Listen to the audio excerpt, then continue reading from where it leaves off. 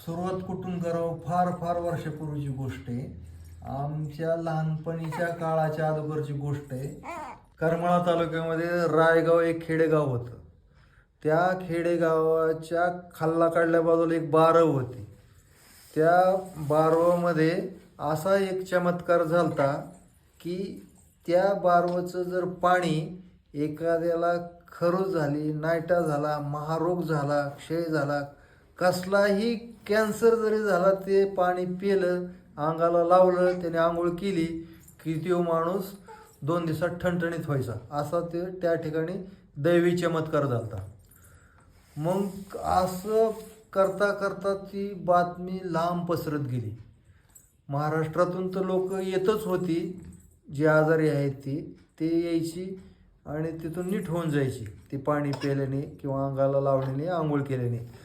मग अशा प्रकारे त्या गावामध्ये तीर्थक्षेत्राचं स्वरूप आलं. लांबनं लांबनं लोक यायला लागली. लांबणं म्हणण्यापेक्षा आंध्रा, कर्नाटक, गुजरात इकडून लोक यायला लागली. मग त्या ठिकाणची जी स्थानिक लोक होती त्यांना हाव सुटली पैशाची. ते काय करायचे, तर एक पातेलं गरम पाणी भरून पाणी त्यांना दिलं की त्यांच्याकडून पैसे घ्यायचे. पाणी प्यायला दिलं की पैसे घ्यायचे, राहायला दिलं की पैसे घ्यायचे. अशा प्रकारे त्यांनी त्या ठिकाणी एक प्रकारचा स्थानिक लोकांचा त्या ठिकाणी चांगल्या प्रकारे धंदा चालू लागला.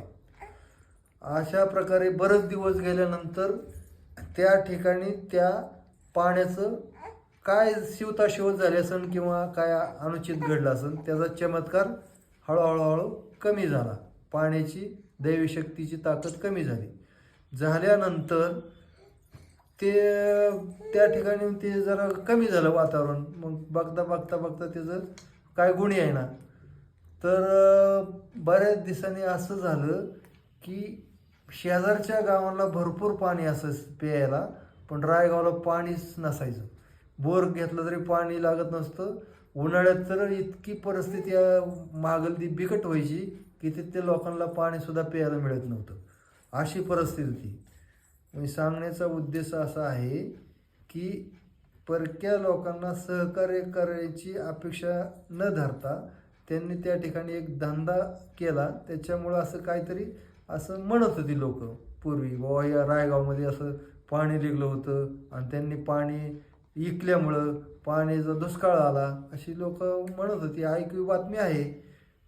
तर पाणी निघलं होतं, माणसाला गुण येत होता, ही मात्र गोष्ट काळ्या दगडावरची रेघ आहे.